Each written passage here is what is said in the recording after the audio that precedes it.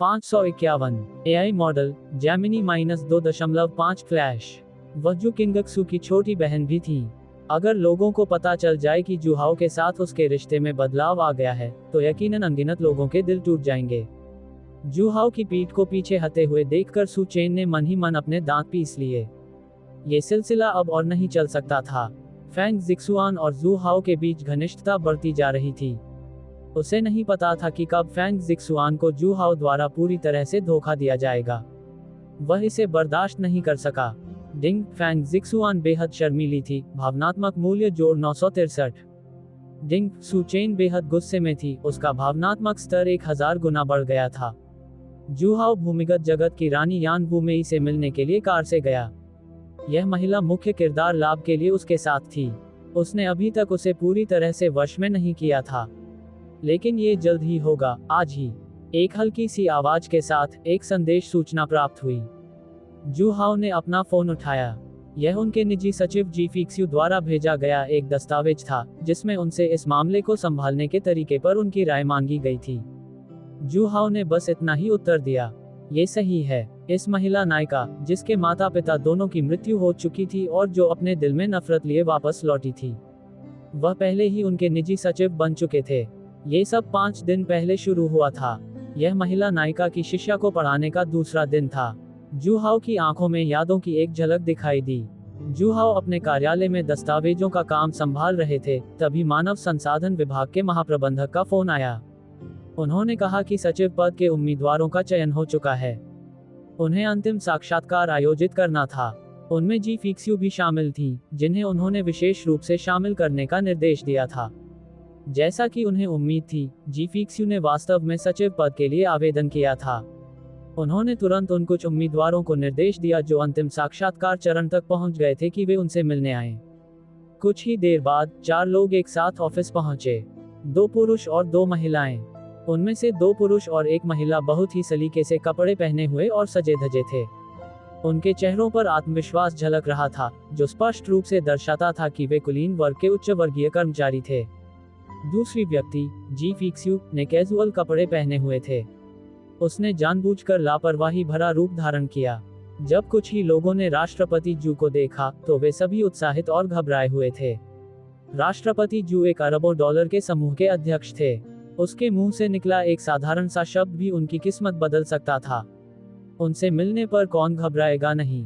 वहां मौजूद लोगों में से केवल एक, जी फिक्स्यू, घबराई हुई नहीं थी।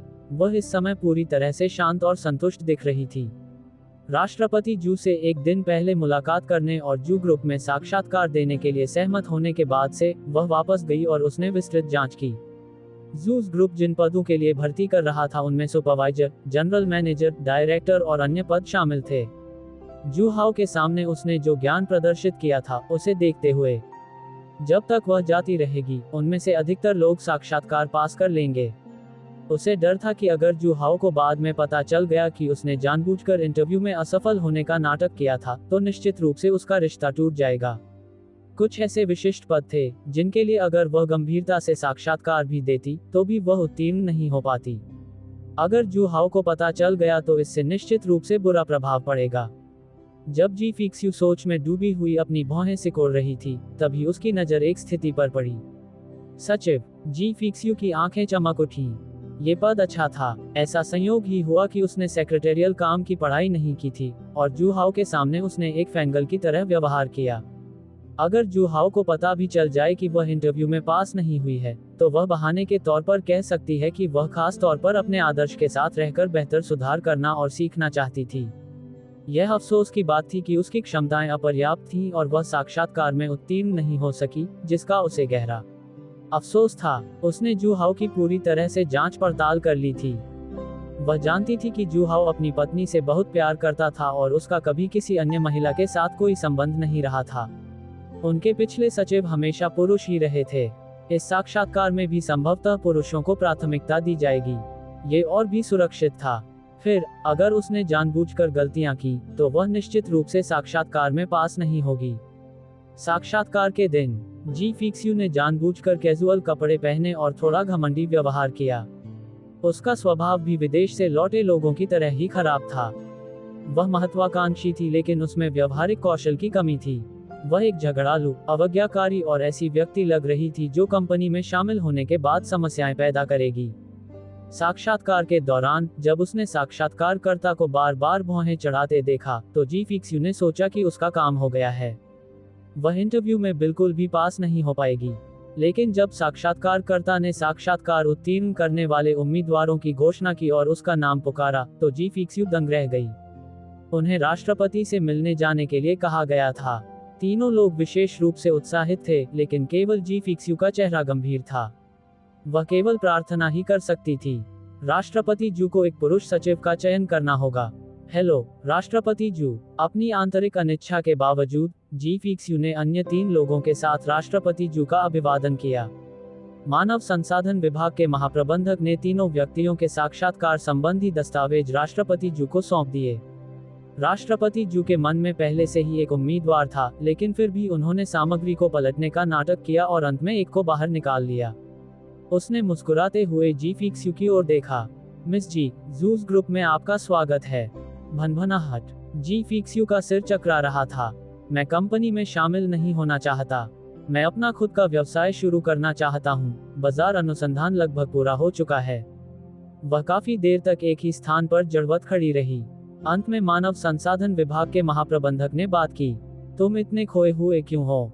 राष्ट्रपति जू ने अभी अभी तुमसे बात की है। जी फिक्स्यू अचानक वास्तविकता में लौट आए और खुश नजर आए। मुझे खेद है, मैं कुछ ज्यादा ही खुश था। राष्ट्रपति जू, आपके उच्च सम्मान के लिए धन्यवाद। उसने जबरदस्ती एक बनावटी मुस्कान दी। अंदर ही अंदर वह रो रही थी। जू हाउ मुस्कुराया, रुका हुआ। 552 एआई मॉडल जेमिनी -2.5 फ्लैश। क्या तुम मेरी पकड़ से भागना चाहते हो? ऐसा सोचना भी मत। आप निश्चित रूप से मेरी निजी सचिव बनेंगी।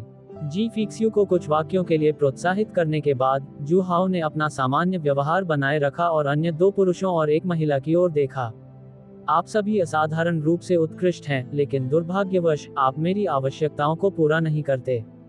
यदि आप जूस ग्रुप में शामिल होना चाहते हैं तो आप अन्य पदों के लिए साक्षात्कार दे सकते हैं। शुरू में जब जू हाउ ने उन्हें तुरंत अस्वीकार कर दिया तो वे तीनों कुछ निराश दिखे। हालांकि जू हाउ से प्रोत्साहन मिलने के बाद वे सब ऐसे ऊर्जावान हो गए थे मानो उनमें मुर्गी का खून इंजेक्ट कर दिया गया हो। ऐसी अफवाह थी कि जू हाउ लोगों के साथ नरमी से पेश आते थे और कभी भी घमंड नहीं दिखाते थे, और अब जब वे उनसे मिले तो ये बात सच साबित हुई। उन तीनों के चले जाने के बाद कार्यालय में केवल जू हाउ और जी फिक्स्यू ही बचे थे। जू हाउ ने मुस्कुराते हुए कहा, मैंने आपको गलत नहीं समझा। मुझे पता था कि मिस जी में मेरी कंपनी में बिना किसी समस्या के शामिल होने की क्षमता है। जी फिक्स्यू को ऐसा लगा जैसे किसी अदृश्य चाकू ने उसके दिल को भेद दिया हो। उसने अपने होठों को थोड़ा सा हिलाया, जिससे एक बनावटी मुस्कान प्रकट हुई। मुझे जूस ग्रुप में शामिल होने और अध्यक्ष जू के लिए काम करने का बहुत सम्मान मिला है। कृपया भविष्य में मेरा मार्गदर्शन करें। मिस जी, कोई बात नहीं। अब से मैं आपको फिक्स्यू ही कहूंगी। मुझे याद है कि आपने वित्तीय प्रबंधन में पढ़ाई की थी। क्या आपने सचिवीय कार्य भी पढ़ा था? जी फिक्स्यू ने मन ही मन शिकायत की। मैंने सचिव पद के लिए आवेदन इसलिए किया क्योंकि मैंने सचिवीय कार्य का अध्ययन नहीं किया था। किसने सोचा था कि इंटरव्यू लेने वाला इतना अविवेकी होगा और उसे नौकरी पर रख लिया। मुझे थोड़ी बहुत जानकारी है। राष्ट्रपति जू मेरे आदर्श हैं। जैसे ही मैंने सचिव पद के बारे में देखा, मैंने इसके लिए आवेदन करना चाहा ताकि मैं आपके साथ रह सकूं और राष्ट्रपति जू की शिक्षाओं को सुन सकूं। जी फिक्स्यू ने एक बार फिर प्रशंसा का भाव दिखाया। जैस देश वैसा भेष। जो हो गया सो हो गया, इसलिए आगे बढ़ो। जूस ग्रुप में शामिल होने के कई फायदे थे। जू हाउ की सचिव बनने से उसे मा किंग के उत्पीड़न से बचने का मौका मिल जाएगा। जी फिक्स्यू ने इस तरह खुद को सांत्वना दी। आप तो हमेशा इतनी अच्छी अच्छी बातें करते हैं। चलिए, सबसे पहले आपके काम से परिचित हो लेते हैं। जू हाउ को शायद इस बात का एहसास ही नहीं था कि उसे सचिवीय कार्य के बारे में जानकारी नहीं थी या यह उसका पेशेवर क्षेत्र नहीं था। वह उसे विशेष रूप से अपनी सचिव के रूप में कंपनी में लेकर आया था। चाहे कोई और पद ही क्यों न हो, वह अंततः उसके लिए अपने साथ रहने की व्यवस्था जरूर कर लेता। उसका इरादा उससे हर तरह का लाभ निकालने का था। जी फिक्स्यू ने अनिच्छा से अपने भाग्य को स्वीकार कर लिया। वह जू हाउ की मेज की ओर चली। हालांकि उसने सचिवीय कार्य का अध्ययन नहीं किया था, फिर भी उसे एक सचिव के कर्तव्यों की कुछ समझ थी। उसने मेज पर रखे दस्तावेजों को व्यवस्थित करना शुरू कर दिया। ये सोचकर हैरानी होती है कि वह किसी दूसरे देश की राष्ट्रपति थी। उन्होंने भला कभी इतना तुच्छ काम कब किया था। एक गरिमा में राष्ट्रपति किसी और के सचिव बनकर रह गए। जी फिक्स्यू पागल हो रही थी। अगर उसे पता होता कि यही परिणाम होगा, तो वह जुहाओ को उकसाने के बजाय मा किंग द्वारा परेशान होना पसंद करती। उसके पास मा किंग के उत्पीड़न से निपटने के तरीके थे, लेकिन जुहाओ के बारे में वह सचमुच कुछ नहीं कर सकती थी। उसने एक दस्तावेज लेने के लिए हाथ बढ़ाया और ध्यान भटकने के कारण उसका बायां पैर उसके दाहिने पैर से टकराकर लड़खड़ा गया। वह सीधे नीचे गिर गई। उसका इशारा ठीक जुहाओ की ओर था। आह! जी फिक्स्यू ने चिल्लाकर कहा। उसके हाथ अनायास ही फड़फड़ाने लगे, मानो वह किसी सहारे को पकड़ने की कोशिश कर रही हो। परिणाम स्वरूप उसने जुहाओ की कमर को गले लगा लिया और उसका सिर जुहाओ की जांघ पर जा गिरा। उसे ये भी महसूस हो रहा था कि उसका गाल किसी चीज को छू रहा है। सौभाग्य से वह किसी चीज से नहीं टकराए और घायल नहीं हुई। जी फिक्स्यू ने राहत की सांस ली। तब उसे एहसास हुआ कि बैठने का तरीका सही नहीं था। ये स्पष्ट रूप से एक पुरुष की जांघ थी। उससे यह मत पूछो कि वह किसी पुरुष का क्यों था। ये तो बहुत ही स्पष्ट था। जी फिक्स्यू का पूरा शरीर अकड़ गया। फिर उसने धीरे धीरे अपना सिर घुमाया और उसकी निगाहें ऊपर की ओर चली गईं। उसकी नजरें जुहाओ की आश्चर्यचकित निगाहों से मिलीं। फिक्स्यू, क्या तुम? जुहाओ चाय पीने ही वाला था कि उसका चाय का कप हवा में ही जम गया। क्या इसी तरह से चिकन गेम खेला जाता है? जी फिक्स्यू ने तुरंत प्रतिक्रिया दी और जुहाओ से उठकर कुछ कदम पीछे हट गई। उसने तुरंत माफी मांगी और स्पष्टीकरण दिया। माफ कीजिए राष्ट्रपति जू, मैं अभी गलती से गिर गया था। वह इतनी शर्मिंदा थी कि उसे लगा कि वह 3 बेडरूम और एक लिविंग रूम वाला अपार्टमेंट खोदकर निकाल सकती है। अगर वह वर्तमान में जुहाओ की सचिव न होती, तो वह अब तक भाग चुकी होती। वह किसी का सामना नहीं कर सकती थी। इससे वह एक अशिष्ट महिला जैसी लगने लगी। अपनी दूसरी ही मुलाकात में उन्होंने उसे गले लगा लिया। उसके सामने खुद को समर्पित करना भी इतना हास्यास्पद नहीं होता। कोई बात नहीं, जब तक गिरने से आपको चोट न लगे। जुहाओ का चेहरा अजीब सा दिख रहा था। जी फिक्स्यू के गिरने की मुद्रा महज एक संयोग थी। किसी को भी यकीन नहीं होगा कि इसमें कोई चालबाजी शामिल नहीं थी, लेकिन जुहाओ को इस पर विश्वास था। उसने उन दोनों को जोड़ने वाली 1000 मील लंबी विवाह रेखा के बारे में सोचा। उन्होंने पहले इस बात पर अफसोस जताया था कि इसका कोई असर नहीं हुआ। उन्हें इसके पहले प्रभाव के इतने महत्वपूर्ण होने की उम्मीद नहीं थी। अगर उसने अभी कपड़े नहीं पहने होते तो ये दिलचस्प होता। हालांकि ये तो बस शुरुआत थी। अगले कुछ दिनों में उनके बीच जो कुछ घटित हुआ, वह किसी चमत्कार से कम नहीं था। उदाहरण के लिए, जब वे साथ साथ चल रहे होते थे तो जुहाओ अचानक रुक जाता था। जी फिक्स्यू खुद को रोक नहीं पाए और उससे टकरा गई। जब वे दोनों एक साथ लिफ्ट में चढ़े तो लिफ्ट अचानक खराब हो गई, जिससे वे अंधेरे में डूब गए। अंधेरे से डरने वाली जी फिक्स्यू केवल जुहाओ के आलिंगन में ही सिमट सकती थी, और साथ ही ये जानते हुए भी कि जी फिक्स्यू जुहाओ की सचिव बन गई थी। मा किंग फिर भी मुसीबत खड़ी करने आ गई। जुहाओ को एक बार फिर सुंदरी को बचाने वाले नायक की भूमिका निभाने का मौका दिया गया। जब वे दोनों साथ बाहर जाते थे तो कभी कभी आसमान से एक गमला गिरकर सीधे जी फिक्स्यू के सिर पर जा लगता था। सौभाग्य से उसके बगल में मौजूद जुहाओ ने उसे बचा लिया। 553 एआई मॉडल जेमिनी -2.5 फ्लैश। इसका मकसद उन दोनों के बीच विभिन्न प्रकार की अंतःक्रियाएं उत्पन्न करना था। शुरू में उन्हें चिंता थी कि जी फिक्स्यू के नायक के आभामंडल का उनके खलनायक के आभामंडल से टकराव होगा। 1000 मील लंबी विवाह रेखा के आकाश को चुनौती देने वाले प्रभाव के तहत यह विरोधाभासी आभा कुछ भी नहीं थी। जुहाओ को लगा कि अगर जी फिक्स्यू उसके साथ नहीं रही तो कोई दुर्घटना हो सकती है, जिससे उसकी मृत्यु या इसी तरह की कोई घटना हो सकती है। ये तो सरासर बेतुका था। जी फिक्स्यू ने इस समस्या को देखा और उसे विश्वास नहीं हुआ। क्या ऐसा हो सकता है कि वह और जुहाओ स्वर्ग में बनी जोड़ी थे? अगर वे साथ नहीं होते तो क्या स्वर्ग भी इसे सहन नहीं कर पाता? लेकिन उन दोनों की उम्र में इतना अंतर था कि वह उसका पिता हो सकता था। बहरहाल, एक के बाद एक दुर्घटनाओं का सामना करने के बाद भी जी फिक्स्यू बेहद तर्कसंगत होने के बावजूद उसकी लोकप्रियता धीरे धीरे बढ़ रही थी। गाड़ी सुचारू रूप से चल रही थी। जुहाओ की आंखों में एक चमक आए और वह अपने विचारों से बाहर आ गया। 1000 मील लंबी विवाह रेखा, ये वाकई एक अच्छी बात थी। इसका इस्तेमाल महिला नायिका जी फिक्स्यू पर करने का मतलब था कि वह अब उसकी पकड़ से बच नहीं सकती थी। सिस्टम स्पेस में अभी भी एक लाल धागा मौजूद था। क्या इसका इस्तेमाल सबसे बड़ी बेटी के लिए किया जाना चाहिए या फिर दूसरी बेटी के लिए? गहरी सोच में डूबी हुई कार एक गली में घुस गई। यह एक निजी रेस्तरां था। जैसे ही जुहाओ कार से बाहर निकला, उसने एक घृणा भरी निगाह देखी। उसे बिना अनुमान लगाए ही पता चल गया था कि यह लुओ यान है। वह चुपके से यान वुमेई का पीछा करते हुए यहाँ आया होगा। हल्की सी हंसी के साथ जुहाओ अंदर जाने ही वाला था, लेकिन उसने अपना उठा हुआ पैर वापस नीचे रख दिया। शेननोग हॉल से निकलते समय उसे सुचेन की जानलेवा निगाहें याद आ गईं। वह शायद उसके लिए मुसीबत खड़ी करने आया था। हालांकि वह उसका मुकाबला करने में सक्षम नहीं था, लेकिन उससे आसानी से निपट लेने का क्या फायदा था। असली मजा तो तब आएगा जब दोनों मुख्य किरदार आपस में लड़ेंगे। अपने दिल में हल्की हलचल के साथ जुहाओ ने दूर एक अंधेरे कोने की ओर इशारा किया, जहां लुओ यान स्थित थी। लुओ यान स्तब्ध रह गई। क्या ये उसे यहाँ आने के लिए कहने का तरीका था? जुहाओ क्या करना चाहता था? उनकी सहज मुद्रा से ऐसा प्रतीत होता था मानो वह अपने किसी अधीनस्थ को आदेश दे रहे हों।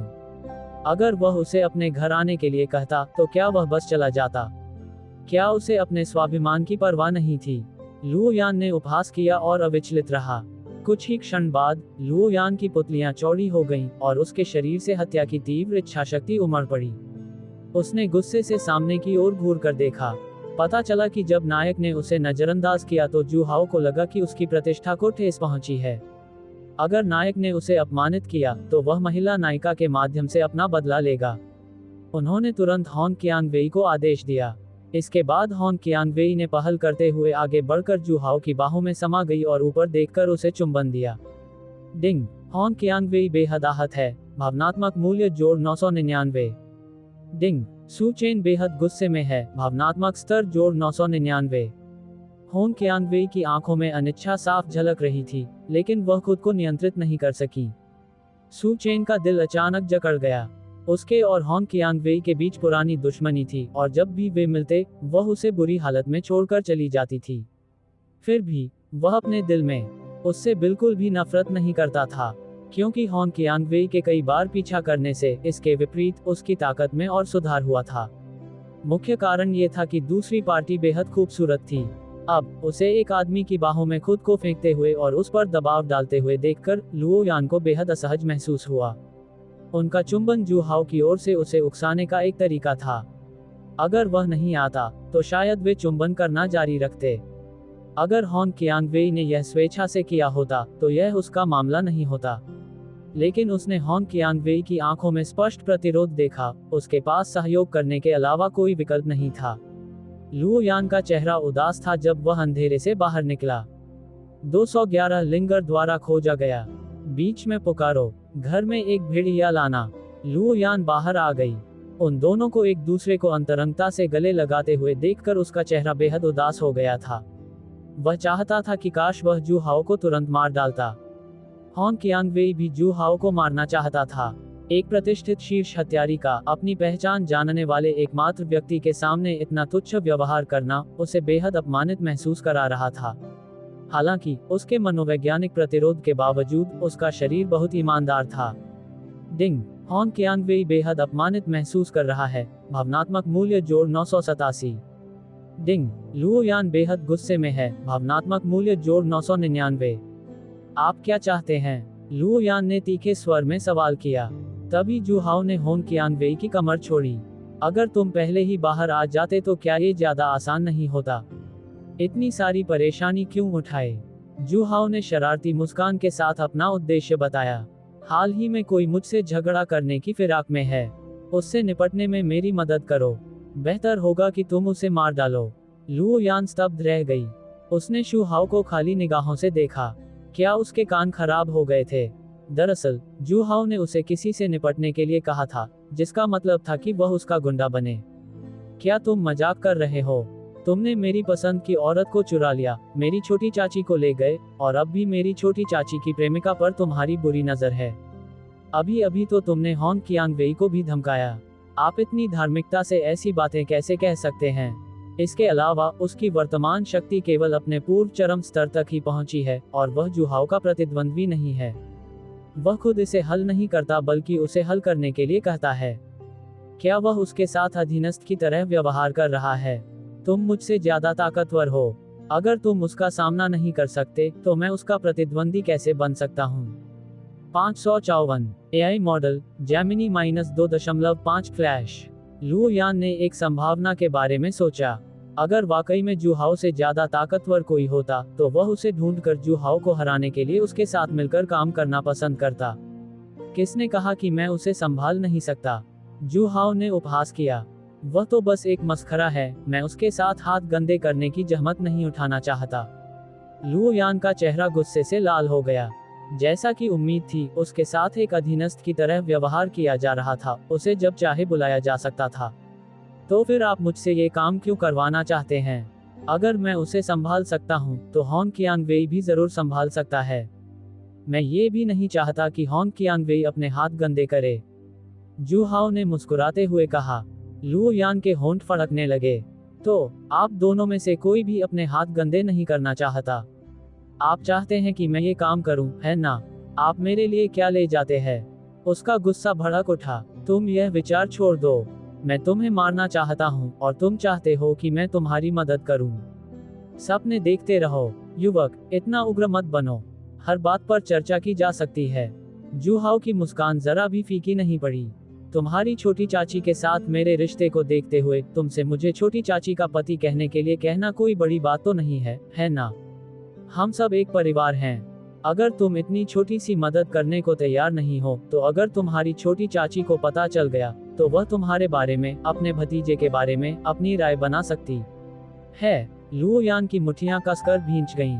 उसके नाखून अनजाने में उसकी त्वचा में धंस गए। उसकी आंखों में हत्या का इरादा उबल रहा था। जब जुहाओ ने अपनी छोटी चाची और झाओ लिंगर का जिक्र किया, जिन्हें पूरी तरह से धोखा दिया गया था, तो उसे ये सुनकर बहुत अच्छा लगा। उसका दिल ऐसे दर्द कर रहा था मानो किसी चाकू से कट गया हो। उसकी छोटी चाची इस नीच आदमी के हाथों में पड़ गई। उसे नहीं पता था कि उसका क्या अंजाम होगा। और वह भोली भाली झाओ लिंगर, माँ और बेटी के एक साथ होने में बस कुछ ही समय बाकी था। अगर कोई और होता तो उसे ज्यादा से ज्यादा असहज महसूस होता, लेकिन उसकी छोटी चाची उसकी रिश्तेदार थी। उन दो महिलाओं के साथ हो रहे दुर्व्यवहार के बारे में सोचकर उसे इतना दुख हुआ कि उसकी सांसें रुक गईं। मेरी छोटी चाची के बारे में मजाक मत करो, वरना मेरे तुम्हारे प्रति असभ्य होने के लिए मुझे दोष मत देना। लू यान गुस्से से गुर्राए। जुहाओ ने अपनी भौहें ऊपर उठाईं। मैं तो बस एक तथ्य बता रहा हूँ। कुछ देर रुकने के बाद उन्होंने बोलना जारी रखा। यू शियाओटियन, वह छोटी लोली किसी जैड की नक्काशी की तरह नाजुक है। वह स्पष्ट रूप से एक उभरती हुई सुंदरता है और जल्द ही एक महान सुंदरी बन जाएगी। मैं वास्तव में इसका बेसब्री से इंतजार कर रहा हूँ। लू यान का दिल जोर से धड़कने लगा। यही उसका सबसे बड़ा डर था।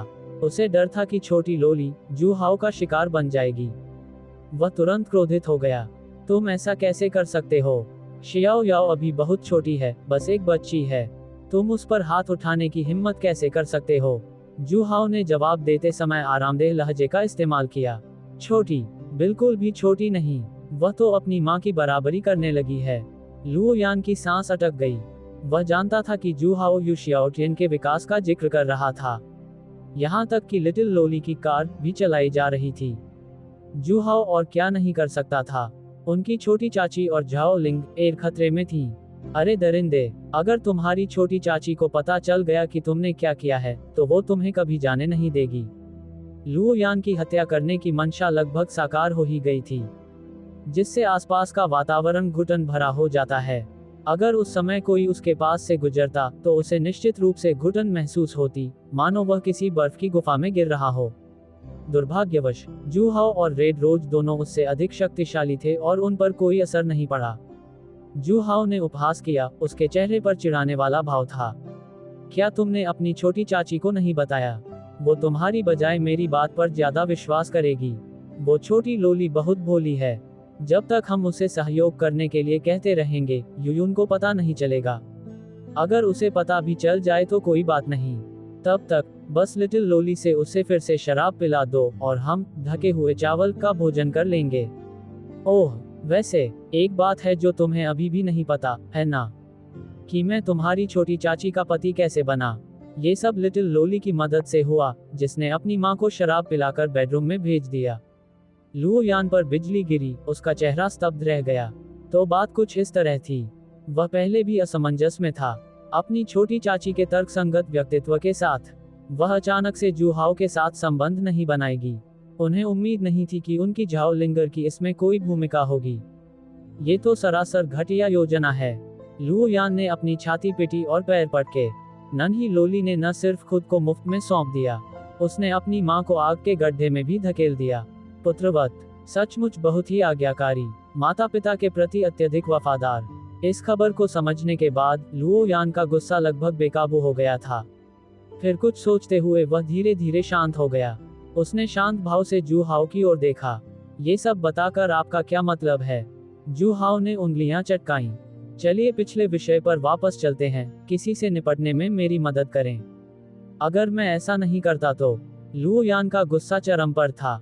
वह खुलेआम अपनी छोटी चाची को बहकाने और यहाँ तक कि ढके हुए चावल का भोजन करने के बारे में बात कर रहा था। वह लगभग कुचला जा रहा था और वह अब भी उसे एक साधारण सैनिक बनाए रखना चाहता था। ये तो मूर्खों का सपना है। हालांकि इससे पहले कि वह अपना वाक्य पूरा कर पाता, जूहाओ ने अपनी मर्जी से बोलना शुरू कर दिया। छोटी लोली बहुत ही सलीकेदार और आज्ञाकारी है। मैं थोड़ा और इंतजार करने की सोच रहा था, लेकिन चूंकि आप सहमत नहीं हैं, इसलिए मुझे जल्दी ही करना पड़ेगा। वूश! लुओ यान की आंखें लगभग बाहर निकल आईं। क्या बकवास है! ये किस तरह का बेतुका तर्क था? सिर्फ इसलिए कि मैं तुम्हारी बात नहीं सुनूंगा, क्या तुम छोटी लोली पर हाथ उठाओगे? 555 एआई मॉडल जैमिनी -2.5 फ्लैश। इन दोनों के बीच क्या संबंध है? छोटी लोली जूहाओ की बहुत बड़ी प्रशंसक है। वह उसकी हर बात ध्यान से सुनती है। उसने छोटी चाची को शराब पिलाकर जूहाओ को फंसाने की भी कोशिश की, और जूहाओ अब भी उसे चोट पहुंचाना चाहता है। क्या कोई व्यक्ति ऐसा कर सकता है? हालांकि उसने जूहाओ की बेशर्मी देखी थी, फिर भी वह स्तब्ध हुए बिना नहीं रह सका। उसका शरीर अनियंत्रित रूप से कांप रहा था। वह बेहद क्रोधित था। शाओ याओ तुम्हें इतना पसंद करती है, तुम ऐसा कैसे कर सकते हो? इस तरह से बात मत करो जैसे मैं उसे धमका रही हूँ या उसे नुकसान पहुँचाने की कोशिश कर रही हूँ। ये तो कभी न कभी होना ही है। मैं बस उसे पहले से ही खुशी का अनुभव करा रही हूँ। बस मुझे बता दो कि तुम मदद करोगे या नहीं। जूहाओ अब उससे और अधिक निरर्थक बातें करने में असमर्थ था। उन्होंने अंतिम चेतावनी जारी की। उसके हाव भाव से संकेत मिलता था कि अगर लुओ यान ने इनकार कर दिया, तो जूहाओ उसी रात छोटी चाची और उसकी बेटी को ढूंढने जाएगा। लुओ यान का चेहरा बर्तन की तली की तरह काला पड़ गया। अंततः उसने दांत पीसकर अनिच्छा से सहमति दे दी। मैं आपकी बात सुनूंगा। उन कुछ शब्दों ने मानो उसकी सारी ऊर्जा निचोड़ दी। वह निराश और खोया हुआ सा लग रहा था। हालांकि छोटी लोली उसे पसंद नहीं करती थी, वह उसे नापसंद भी करती थी और उसे बदसूरत राक्षस कहती थी। लेकिन फिर भी वह छोटी लोली को चोट लगते हुए नहीं देखना चाहता था। अगर छोटी चाची को पता चल गया तो उनका दिल टूट जाएगा। वह चाहे जिस तरह से भी देखे, वह जूहाओ को लिटिल लोली पर हाथ नहीं लगाने दे सकता था। यह कोई समाधान नहीं था। उसे अपना अहंकार त्याग कर बात माननी पड़ी। उसे अपनी ताकत बढ़ानी थी। पर्याप्त शक्ति होने पर ही वह अपने परिवार की रक्षा कर सकता था और अपनी प्रिय महिला को वापस पा सकता था। मेरी खबर का इंतजार करो। जब उससे निपटने का समय आएगा, मैं तुम्हें बता दूंगा। वह जल्द ही दोनों मुख्य पात्रों को लड़ते हुए देख सकेगा। वह बिना किसी स्पष्ट कारण के इसके लिए उत्सुक था। दुर्भाग्यवश दोनों पक्ष शक्ति के मामले में बराबर के नहीं थे। अगर दोनों घायल हो जाते हैं तो ये दिलचस्प होगा। दरअसल पावर गैप भी ठीक था। उसने सोचा कि अगर एक नायक दूसरे के हाथों मारा जाए तो नायक के प्रभामंडल का क्या प्रभाव होगा। जूहाओ ने लुओ यान को नजरअंदाज किया और प्राइवेट रेस्टोरेंट में चला गया। यान वू मेई ने पहले ही ऑर्डर दे दिया था और वह उसका इंतजार कर रही थी। उन्होंने साथ मिलकर भोजन समाप्त किया। इसके बाद दोनों कुछ देर साथ में बाहर खरीदारी करने चले गए। अंततः वे एक होटल में दाखिल हुए। बहन यान और पिताजी। जूफेयान अकेले खरीदारी करने और कुछ सामान खरीदने निकली थी। उसे जूहाओ और यान वू मेई से मिलने की उम्मीद नहीं थी। उन दोनों को साथ चलते देखकर ऐसा लग रहा था कि उनका रिश्ता काफी घनिष्ठ है। जूफेयान ने थोड़ा सा भौहें सिकोड़ी। जैसे ही वह उन्हें नमस्कार करने के लिए आगे बढ़ने वाली थी, उसने देखा कि वे दोनों एक होटल में प्रवेश कर रहे हैं। जू फेयान अपनी जगह पर जम गई। उन दोनों का एक साथ खरीदारी करना एक संयोगवश हुई मुलाकात के रूप में समझाया जा सकता है। रात के खाने के समय एक साथ होटल में प्रवेश करना भी तर्कसंगत था, लेकिन तब तक रात के 9 बज चुके थे। उस समय किसी होटल में प्रवेश करने का मतलब लगभग 100% कमरा मिलना ही था। जू फेयान को विश्वास नहीं हो रहा था, वे दोनों एक साथ कैसे हो सकते हैं? ये कब शुरू हुआ? ये वही समय रहा होगा जब यान वूमेई जू हाउ से सबक लेने आई थी। प्रत्यक्ष शिक्षण के कारण उनका रिश्ता और भी गहरा होता चला गया। जू फेयान ये भी समझती थी कि उसकी सौतेली मां गर्भवती है और उसे संयम बरतने की जरूरत है। और यान वूमेई 30 साल की उम्र में एक भेड़िया जैसी थी, जैसे सूखी लकड़ी और भयंकर आग। लेकिन वो उसके पिता थे और उसकी सौतेली मां काफी समय से गर्भवती थी। उसकी अच्छी बहन यान वूमेई ऐसा कैसे कर सकती है? जू फेयान का दिमाग पूरी तरह से उलझन में था। हालांकि निष्पक्ष रूप से देखा जाए तो यह उसकी भी जिम्मेदारी थी। वही थी जिसने यान वूमेई को जू हाउ के पास भेजा और जू हाउ से शिक्षण में मदद करने के लिए कहा। अगर उसने जोर न दिया होता तो शायद दोनों का रिश्ता कभी शुरू ही न होता। उसके मन में अपराध बोध की भावना उमड़ पड़ी। उसे अपनी सौतेली माँ और बहनों के लिए दुख हुआ। उसे डर था कि उसकी वजह से उनका खुशहाल और सामंजस्यपूर्ण परिवार बिखर जाएगा। डिंग, जू फेयान को अपराध बोध हुआ। भावनात्मक मूल्य जोड़ 753। कुछ देर तक भावुक रहने के बाद जू फेयान ने अपनी जीभ की नोक को काट लिया और अचानक वास्तविकता में लौट आए। शायद वह जरूरत से ज्यादा सोच रही थी। वे लोग देर रात नाश्ता करने के लिए होटल गए थे। यह उस तरह का रिश्ता नहीं था जिसके बारे में वह सोच रही थी। जू फेयान तुरंत होटल के अंदर जाकर देखना चाहती थी। कुछ कदम चलने के बाद वह फिर रुक गई। क्या होगा अगर वे सचमुच साथ हों? उन्हें रंगे हाथों पकड़ने जाओ। जू फेयान को इसका सामना करने में थोड़ा डर लग रहा था। कुछ आंतरिक संघर्ष के बाद जू फेयान ने अपना फोन निकाला। उसने महारानी की बड़ी बहन का नंबर डायल किया। Beep beep beep. फोन काफी देर तक बजता रहा, फिर कहीं से उठाया गया। फेयान, क्या तुम्हें किसी चीज की जरूरत है? जू फेयान का दिल बैठ गया और उसने भारी स्वर में पूछा। बहन यान, तुम कहाँ हो? दूसरी तरफ से यान वूमेई का जवाब आया। घर पर। क्यों? जू फेयान चौंक गई। घर पर? क्या उसने अभी अभी गलत देखा? 556 एआई मॉडल जेमिनी -2.5 फ्लैश। असंभव। हालांकि दोनों ने अपना वेश बदल लिया था, लेकिन उसकी डार्क एनर्जी लेट स्टेज की दृष्टि के कारण उसके लिए गलती करना बिल्कुल असंभव था। यान वूमेई की आवाज के साथ वह झूठ बोल रही थी। इसकी पुष्टि हो गई है। अगर यह सिर्फ रात का खाना था तो इसे छिपाने की क्या जरूरत थी? ये कुछ ऐसा होना चाहिए जिसे शब्दों में बयान नहीं किया जा सकता। इस खबर की पुष्टि करने के बाद जू फेयान को अपने दिल में एक असहनीय दर्द महसूस हुआ। एक उनकी बड़ी बहन थी जो रानी की उपाधि धारण करती थी और दूसरे उनके पिता थे। वह इसे स्वीकार नहीं कर सकी। उसकी लंबी चुप्पी सुनकर यान वूमेई ने शिकायत की। फेयान, मुझे यहाँ कुछ काम है, इसलिए मैं पहले फोन रख देता हूँ। क्या आप मेरे पिताजी के साथ हैं? यान वूमेई जैसे ही फोन रखने वाली थी, तभी जू फेयान की आवाज सुनाई दी, जिससे वह एकदम जम गई। घबराहट के कारण उसने तुरंत जवाब नहीं दिया। नहीं, क्या अंकल जू घर नहीं गए? वो मेरे साथ यहाँ नहीं हैं। जू फेयान के मन में आक्रोश की लहर दौड़ गई। वह कितनी उम्र की है, फिर भी उसे अंकल कहकर बुलाती है। क्या वह इस बारे में नहीं सोचती कि वह इस समय क्या कर रही है? क्या आप सचमुच साथ नहीं हैं? जू फेयान का लहजा ठंडा पड़ गया। यान वूमेई को एक आखिरी मौका देना। यान वूमेई ने भी अपनी अच्छी दोस्त की आवाज में असामान्य लहजा महसूस किया। सामान्य परिस्थितियों में उसे समस्या का पता चल जाता, लेकिन ये कोई सामान्य स्थिति नहीं थी। अंकल जू सचमुच मेरे साथ नहीं हैं। क्या उनका फोन नहीं लग रहा? मैं उन्हें ढूंढने में मदद कर सकता हूँ। कोई आवश्यकता नहीं। 240। जू फेयान ने ठंडे लहजे में फोन काट दिया। उसने होटल की ओर देखा। उसके चेहरे के भाव प्रकाश और छाया के बीच बदलते रहे। अंततः उसने उन्हें पकड़ने का विचार छोड़ दिया। जू हाउ और यान वूमेई उनके सबसे करीबी लोग थे। अगर वह उनका पर्दाफाश कर देती तो वह उनका सामना कैसे करती? होटल का गहन निरीक्षण करने के बाद जू फेयान उदास मन से घर लौट आए। जू परिवार विला। फेयान, क्या हुआ? उसे व्यस्त देखकर सू वान कियू अपने बड़े पेट के साथ उसके पास आए और भ्रम का नाटक करते हुए उससे पूछा। ऐसा लगता है कि उसे बहुत पहले से ही इन सब बातों का अंदाजा था। दरअसल इस नायक की खूबसूरत सौतेली माँ उसके द्वारा पूरी तरह से वश में कर ली गई थी। उससे इसे छिपाने की कोई जरूरत नहीं थी। सु वानकियू ने ही यान वूमेई को वश में करने का सुझाव दिया था। पता चला कि शियाओ वानलिंग इसे सहन नहीं कर सकी और शिकायत करने के लिए सु वानकियू के पास आए।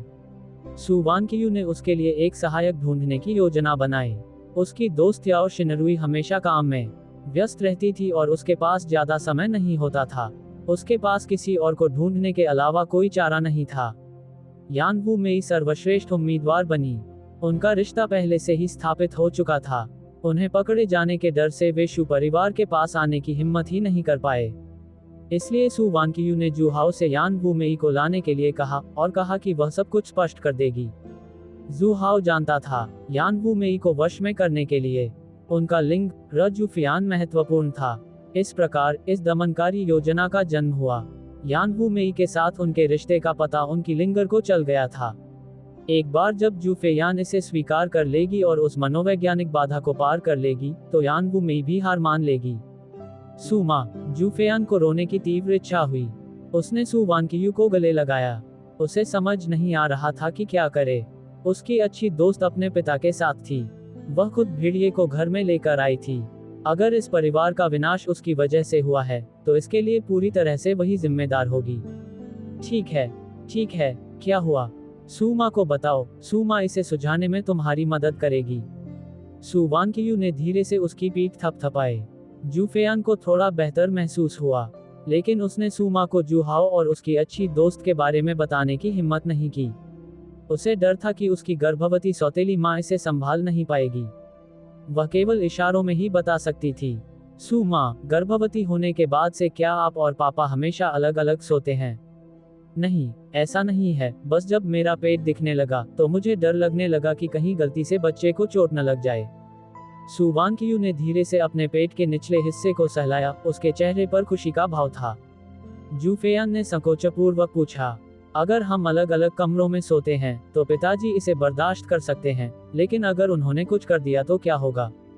मैंने ऐसे कई मामले देखे हैं जहां गर्भावस्था के दौरान महिलाओं को समस्याओं का सामना करने की सबसे अधिक संभावना होती है। बाहरी प्रलोभनों के प्रति पुरुषों का प्रतिरोध तेजी से कम हो जाता है। सुमा, क्या तुम्हें डर नहीं लगता कि पिताजी को भी उन पुरुषों जैसी समस्याओं का सामना करना पड़ेगा? वह एक अरबपति है, बाहर इतने सारे प्रलोभन हैं। सु वानकियू मुस्कुराए। उसने अपनी लिंगेर के सिर पर थपथपाया। मुझे पता है तुम्हारे पापा के बाहर दूसरी औरतें हैं, लेकिन मुझे इससे कोई फर्क नहीं पड़ता। जुफेयान वहीं जम गई। फिर उसने सु वानकियू को समझाते हुए सुना, तुम्हारे पापा अपनी हदें जानते हैं। अगर उनकी दूसरी महिलाओं से भी संबंध हैं तो इससे परिवार पर कोई असर नहीं पड़ेगा। वह मेरे और आप सबके प्रति अपना रवैया नहीं बदलेगा। मुख्य कारण ये है कि आपके पिताजी बहुत ही अद्भुत हैं। 212 घर पर छापा। मुझे पता था कि तुम फॉक्स स्पिरिट उसे बहका रही हो। पिताजी बहुत अद्भुत हैं। होटल में बादल छंट गए और बारिश रुक गई। यान वूमेई ने अपनी सोचने समझने की क्षमता वापस पा ली। 557 एआई मॉडल जेमिनी -2.5 फ्लैश। उसे धीरे धीरे जुफेयान द्वारा किया गया फोन कॉल याद आने लगा। वह जितना ज्यादा इसके बारे में सोचती थी उतना ही उसे कुछ गड़बड़ लगने लगती थी। उसके मन में एक बुरी आशंका पैदा हो गई। यान वूमेई ने चिंता से कहा, अंकल जू, अभी अभी फेयान ने मुझे फोन किया था और उसकी आवाज में कुछ अजीब सा भाव था। क्या उसे कुछ पता चल गया है? जुहाओ अपने खूबसूरत बालों से खेल रही थी। शायद नहीं। क्या आपने इसे अच्छी तरह से छिपाया नहीं था? यान वूमेई ने अपनी आंखें घुमाई। मैं तुम्हारी लिंगर से फोन पर बात कर रही थी और तुम तब भी वही कर रही थी। अगर फेयान को पता चल गया तो क्या होगा? उस समय के दृश्य को याद करते हुए वह थोड़ा असहज महसूस करने से खुद को रोक नहीं सकी। डिंग। यान वूमेई बेहद उत्साहित है। भावनात्मक मूल्य जोड़ 999। अगर उसे पता है तो पता है। ज्यादा से ज्यादा हम सब कुछ साफ साफ बता देंगे। मुझे डर नहीं है। तुम्हें किस बात का डर है? जुहाओ ने इस बात को बिल्कुल भी दिल पर नहीं लिया। अपनी पत्नी लिंगर को ये बात जल्द से जल्द पता चले, इसके लिए उसने इंतजाम भी किए थे। क्या ये सही नहीं है? रात अभी बीती भी नहीं थी कि उसकी लिंगर ने उसे पहले ही बहुत भावनात्मक मूल्य प्रदान कर दिया था। यान वूमेई का चेहरा तुरंत उतर गया। जुहाओ को डर नहीं था। वह डरी हुई थी। हालांकि वह जू फेयान के सामने बहुत ही सहज व्यवहार करती थी, फिर भी उसने एक रानी की छवि बनाए रखी। अगर फेयान को उसके और जू हाओ के अफेयर के बारे में पता होता, वह सोचेगी कि वह एक प्रतिष्ठित रानी ने दरअसल एक विवाहित पुरुष को बहकाया और किसी और के परिवार को तबाह कर दिया। बेशर्म, अपनी प्यारी बहन के दिल में उसकी छवि के धराशायी होने के बारे में सोचकर यान वू मेई को बेहद शर्मिंदगी महसूस हुई। कुछ देर आराम करने के बाद आकाश धीरे धीरे उजाला हो गया। होटल से निकलने के बाद भी यान वू मेई को थोड़ी चिंता थी कि कहीं जू फेयान को कुछ पता न चल गया हो। दांत पीसते हुए वह जू परिवार के विला की ओर गाड़ी चलाकर गई। वह सहजता से जू परिवार के द्वार में प्रवेश कर गई। जू फेयान प्रशिक्षण मैदान में मार्शल आर्ट का अभ्यास कर रही थी। हालांकि एक बाहरी व्यक्ति भी देख सकता था कि उसकी हरकतें बेतरतीब थीं और वह फॉर्म में नहीं थी। जू फेयान अभी भी अपनी सौतेली मां की पिछली रात की बातों के बारे में सोच रही थी। इससे उसे गहरा सदमा लगा। पता चला कि उसकी सौतेली मां को शुरू से ही पता था कि पिताजी के बाहर अन्य महिलाओं के साथ संबंध थे। उन्होंने न केवल आपत्ति नहीं जताई, बल्कि समर्थन भी व्यक्त किया। कारण ये था कि पिताजी बहुत ताकतवर थे।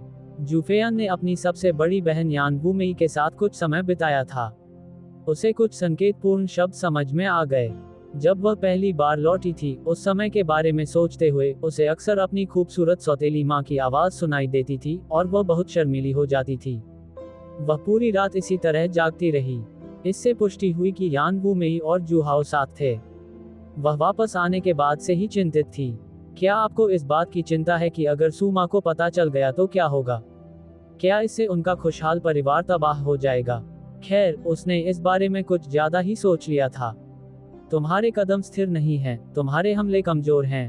अंकल जू ने तुम्हें इस तरह से नहीं सिखाया था। एक जानी पहचानी आवाज सुनाई दी। 673 जू फेयान ने भौहें चढ़ाकर गौर से देखा और पाया कि यान वू मेई मुस्कुराते हुए पास आ रही है। उसे अभी तक ये समझ नहीं आया था कि अपनी इस अच्छी बहन का सामना कैसे करे। स्वाभाविक रूप से उसके चेहरे पर अच्छे भाव नहीं थे। उसने चिढ़कर कहा, आप यहाँ पर क्या कर रहे हैं? यान वू मेई ने अपने कदम रोके, फिर आगे बढ़ने लगी। उसने मन ही मन सोचा, वाकई कोई समस्या है। पहले जू फेयान उसे देखकर हमेशा खुश होती थी, लेकिन आज उसके चेहरे पर उदासी छाई हुई थी। उसका दिल तनावग्रस्त हो गया। क्या ऐसा हो सकता है कि इस नेक बहन को सच में पता चल गया हो? उसने जबरदस्ती मुस्कुराने की कोशिश की। क्या मैं तुम्हें ढूंढने ही आया था? तुम इतने दुखी क्यों दिख रहे हो? हमारे फेयान को किसने नाराज किया? हम्फ। जू फेयान ने ठंडी सी आवाज निकाली और अपना चेहरा दूसरी तरफ मोड़ लिया। उसका मूल इरादा गुस्सा करने का था, लेकिन फिर उसने सोचा कि उसकी सौतेली मां को इसकी परवाह नहीं थी और वह इसका समर्थन भी करती थी। अचानक जो शब्द वह कहने वाली थी, वे उसके मुंह से वापस निकल गए। यान वू मेई को लगा कि बुरी आशंका और भी प्रबल हो गई है, लेकिन फिर भी उसने संशयपूर्वक पूछा, फेयान, क्या हुआ? क्या ये कल रात की कॉल की वजह से है? उस समय मुझे कुछ बहुत जरूरी काम निपटाना था।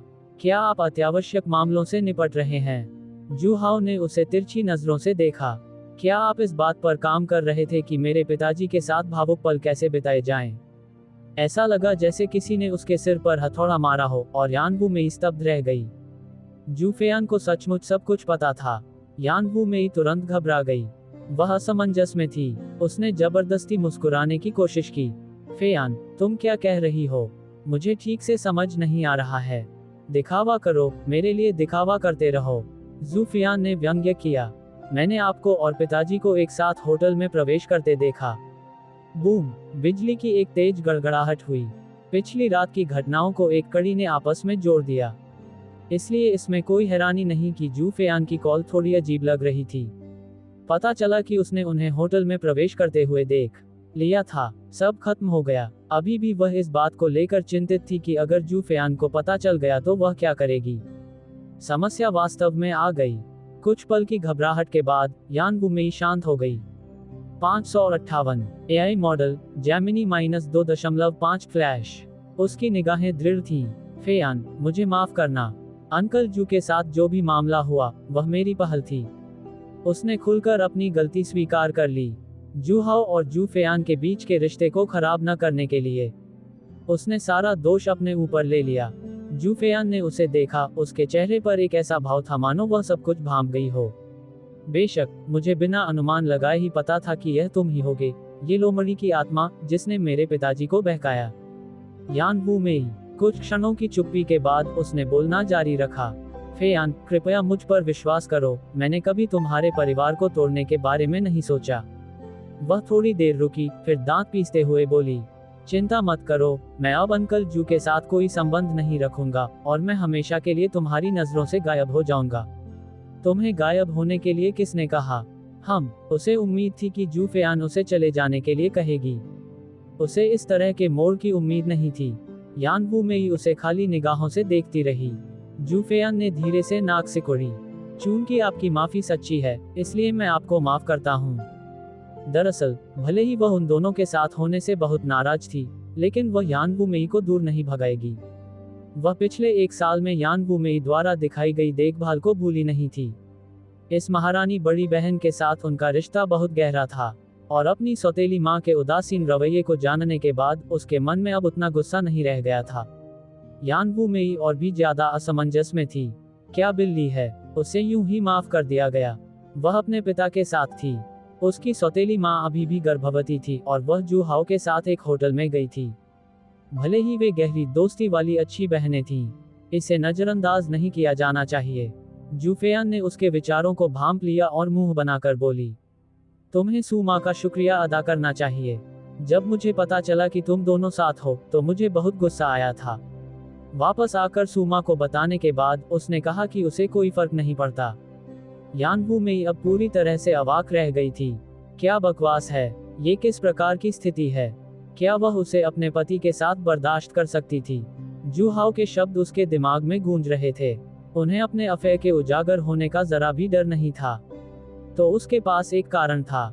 इसी क्षण जू फेयान ने उसे एक तरफ खींच लिया और उत्सुकता से पूछा, बहन यान, तुमने घर कब चुराया? और पापा के साथ कब संबंध बनाए? यान वू मेई की माफी ने पहले ही उसके गुस्से को शांत कर दिया था। वह अपने मन में उठ रहे संदेह को पूछे बिना नहीं रह सकी।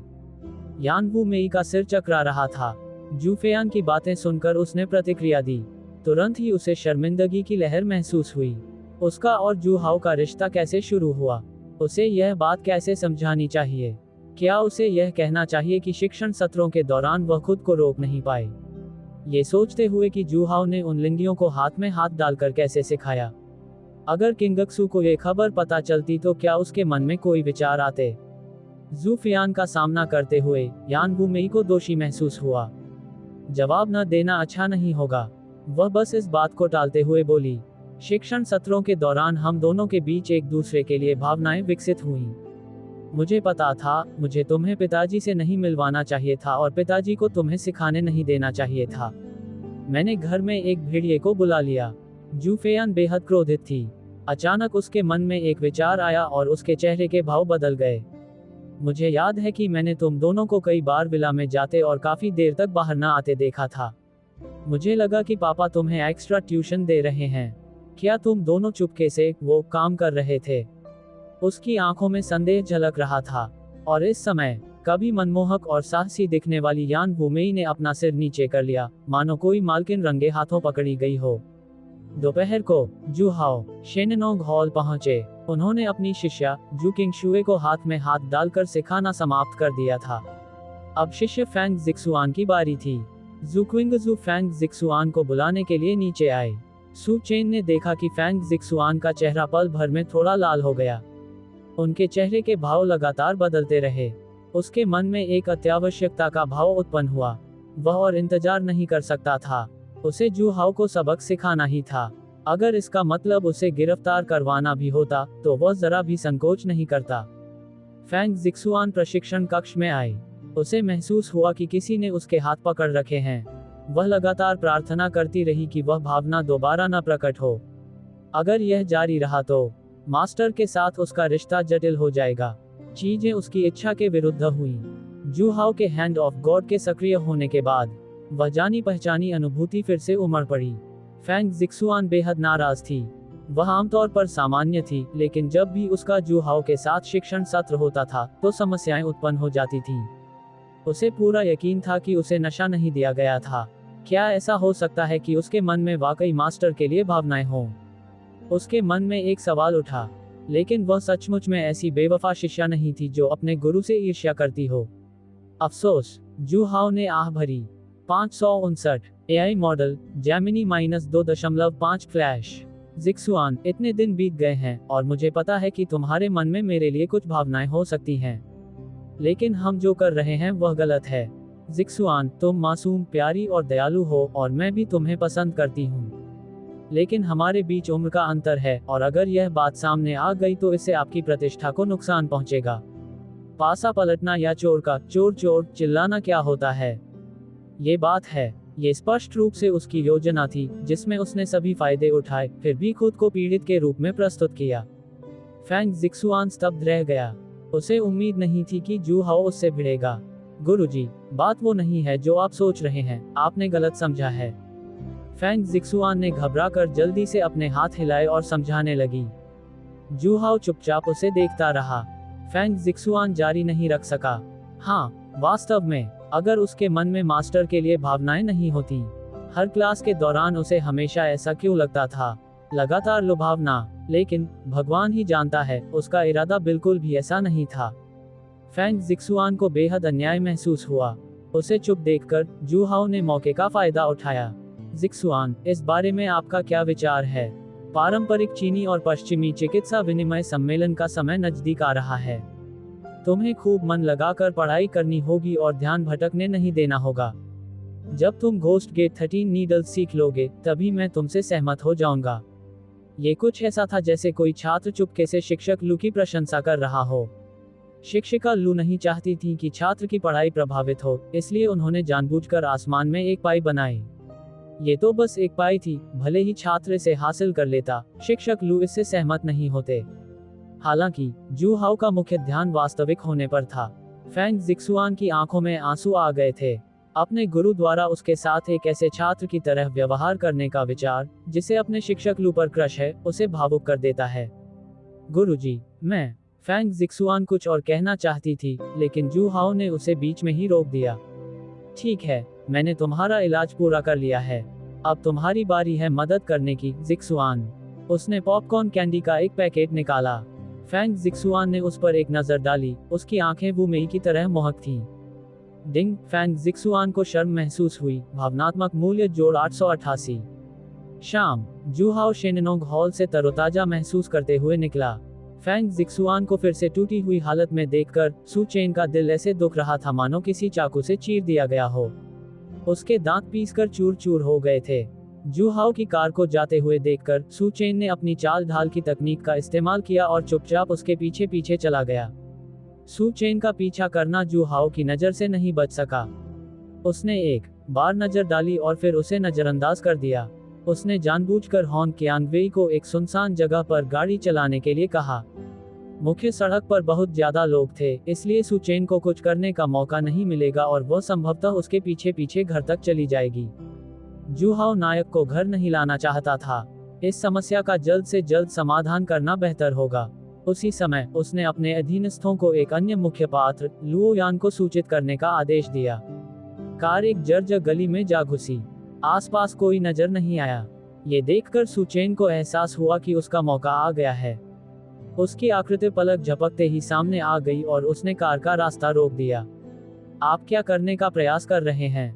जू हाओ की बनावटी मासूमियत देखकर सू चेन क्रोधित हो गया और उसने तीखे स्वर में कहा, जू हाओ, नाटक करना बंद करो। क्या तुम्हें पता नहीं कि मैं तुम्हें क्यों ढूंढ रहा हूँ? माफ कीजिए, मुझे सच में नहीं पता।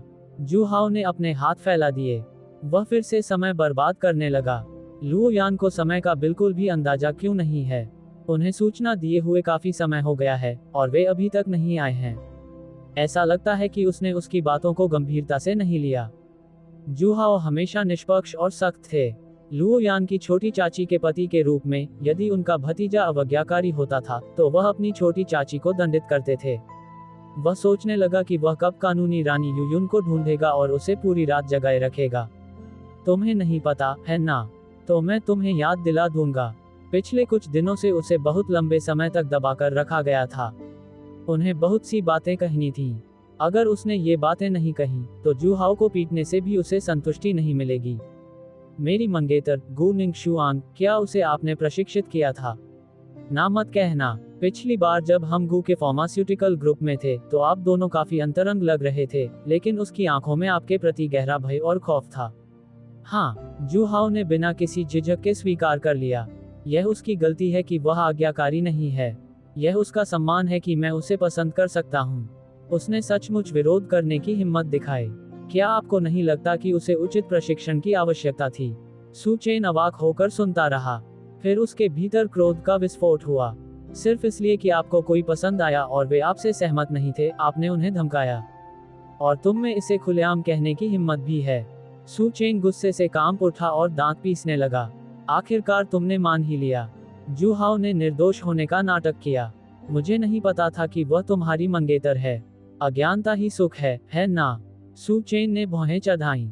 अगर उसके मालिक ने उसे विवाह अनुबंध न दिया होता तो उसे ये भी पता न होता कि उसकी कोई मंगेतर है। वास्तव में जू हाओ ने गू निंग को प्रशिक्षण शहर लौटने से पहले दिया था।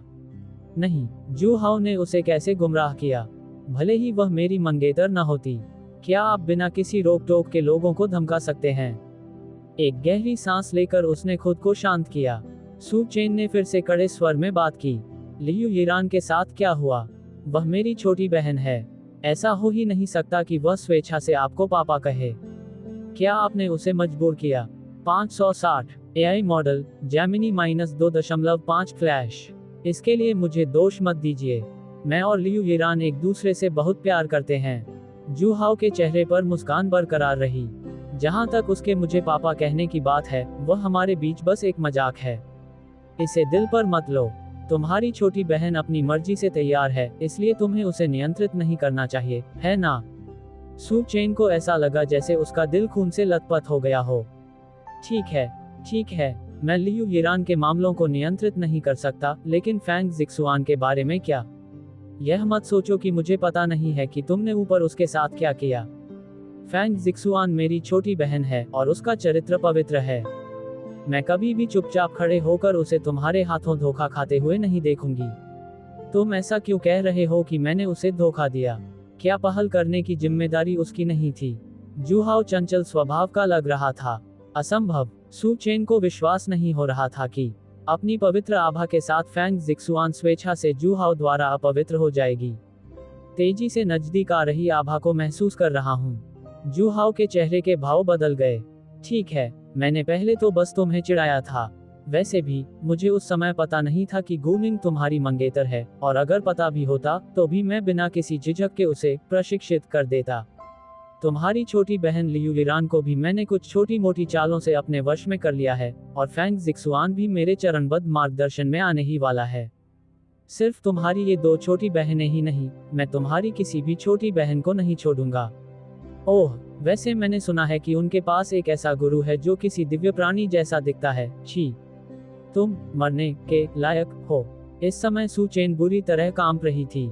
वह लगातार कांप रहा था, उसकी आंखें लाल थीं, और ऐसा लग रहा था जैसे वह किसी को खा जाना चाहता हो। हे, तुम मुझे मारना चाहते हो? जू हाओ मुस्कुराया और वहां पहुंचे लुओ यान की ओर इशारा किया। पहले उसके शव के ऊपर से कदम रखो। 213 लिंगर की विचित्र निगाह। समर्पण के लिए विश्वासघात। ठहरो और सेवा करो। अगर तुम मुझे मारना चाहते हो तो पहले उसकी लाश के ऊपर से गुजरो। अभी अभी पहुंचे लुओ यान ने जू हाओ की बातें सुनी और उसके माथे पर कुछ काली लकीरें उभर आईं। लुओ यान ने सू चेन को उत्सुकता से देखा। ये वही आदमी था जिससे निपटने के लिए जू हाओ ने उसे कहा था। इस समय सू चेन की हत्या करने की मंशा चरम पर थी, जिससे उसकी ताकत का पता चल रहा था। उसने लुओ यान को जो एहसास दिलाया वह रेड रोज से भी कहीं अधिक मजबूत था।